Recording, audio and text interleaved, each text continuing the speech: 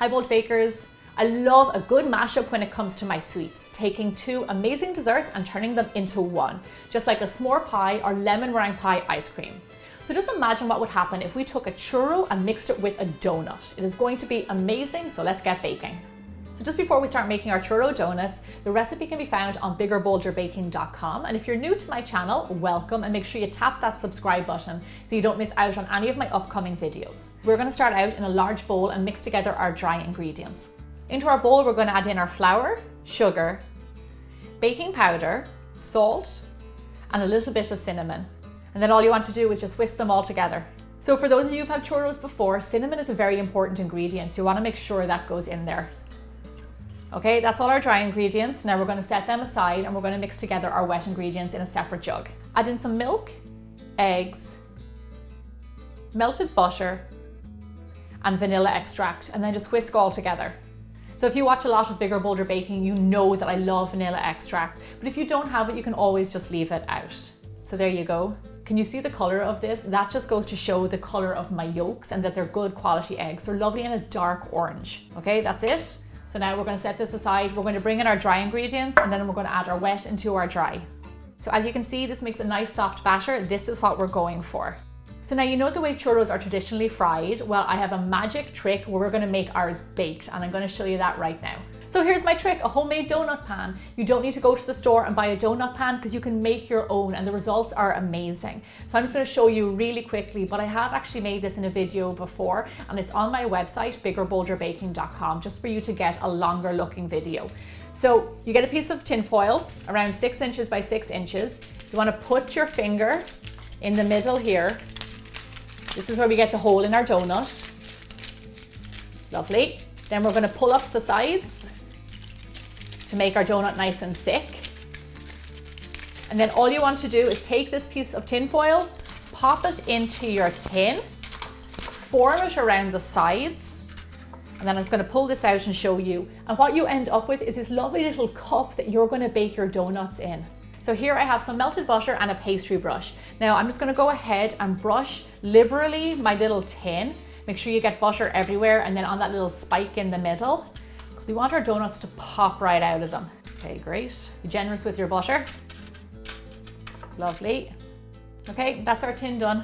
So here I have a piping bag full of my batter. Now I put it in a piping bag because it's just easier to get it in there. If you don't have one, you can always just use a spoon. Now all I'm going to do is just go ahead and fill up your little tray around 3/4 of the way full. Now the reason that we do this is because you want a lovely thick donut. If you ask me, the thicker it is, the better it is. So I get asked a lot, what is the best dessert I ever had? Now one that really springs to mind are candy cap churros. Now candy cap is actually a type of mushroom, if you believe that or not, and it has a maple flavor and they were actually put into the churros. I had them up in Northern California. They were absolutely amazing. I think about them every so often. So there you go, our tray is done. These are looking fantastic. So now we're going to pop them into the oven. Bake them at 350 degrees Fahrenheit or 180 degrees Celsius for 15 to 20 minutes. So I told you my favorite dessert, but I want you to tell me in the comments below what is the best dessert you ever had, no matter how crazy it is. Okay, I can smell my donuts, so I think they're done. Okay, so as you can see, these donuts don't go a really golden brown on top, but they are cooked and you can tell that they are by just pressing them down and they're firm underneath. So these are looking fantastic. They smell amazing. So we're just going to let them rest for like 5 minutes. So our donuts have cooled down a little bit. So what you want to do, take them out of the tin and then just carefully peel down the sides and gently remove your little donut from the peak in the middle. And there you go. Perfect sized donut. So now go ahead and set them down on a wire rack to cool completely. Can you believe how great these look? Making your own homemade donut tin and you get results like this. It's pretty impressive. So in my opinion, what makes churros so tasty is that lovely cinnamon sugar on the outside. And we are going to create just that. So here I have a bowl of melted butter and then I have a baggie of cinnamon sugar. Now what we're going to do is take your cool down donut, pop them into the melted butter. Don't worry, it'll all be worth it. Toss him around, give him a good coat, carefully take him out, and then just pop him into the bag of cinnamon sugar. And then just pick up your baggie and toss him around in the cinnamon sugar. It's just best to do it in a baggie because it really coats the donut. When he's nice and coated, then gently take him out of your baggie, And just look at that. If that's not a churro donut, I don't know what is.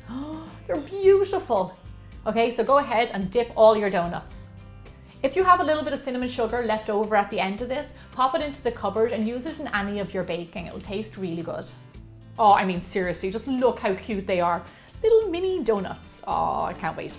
So, traditionally, a churro is served with dulce de leche or a chocolate sauce. Now here I have some chocolate ganache, which is cream and chocolate, so how could that be bad? And I'm gonna take one of my churros, give them a little bit of a dunky dunk, and now for the moment of truth. Oh, I mean, seriously. How could this be bad? Tastes delicious. It is a churro and a donut mixed together. It's so good. And do you know what else? Best of all, you don't even have to fry them to make them taste like a churro and a donut. These are amazing. I really hope you try this recipe. Check out all of my other videos, and I will see you back here next week for more bigger, bolder baking.